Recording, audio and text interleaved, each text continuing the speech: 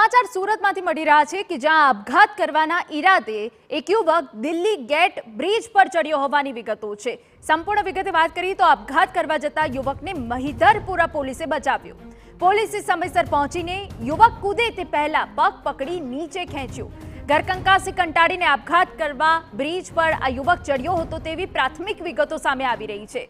પોલીસે પતિ પત્ની બંનેને સાથે હળીમળીને રહેવાની સમજ આપી પરત મોકલ્યા। પત્ની સાથે વારંવાર ઝઘડાથી કંટાળી યુવક આપઘાત કરવા જતો હતો।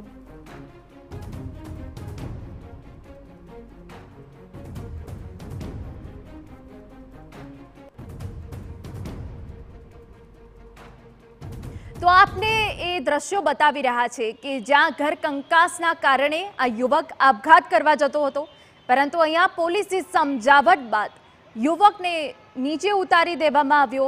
મહિધરપુરા પોલીસ કે જેઓએ સરાહનીય કાર્ય કર્યું છે। ઘરકંકાસી કંટાળી આ યુવક આપઘાતનો પ્રયાસ કરવા જતો હતો તેને સમજાવવામાં આવ્યો અને તે બાદ ઘરે પરત મોકલી દેવામાં આવ્યો, જ્યાં પોલીસની સમજણના કારણે એક યુવકનો જીવ બચી ગયો।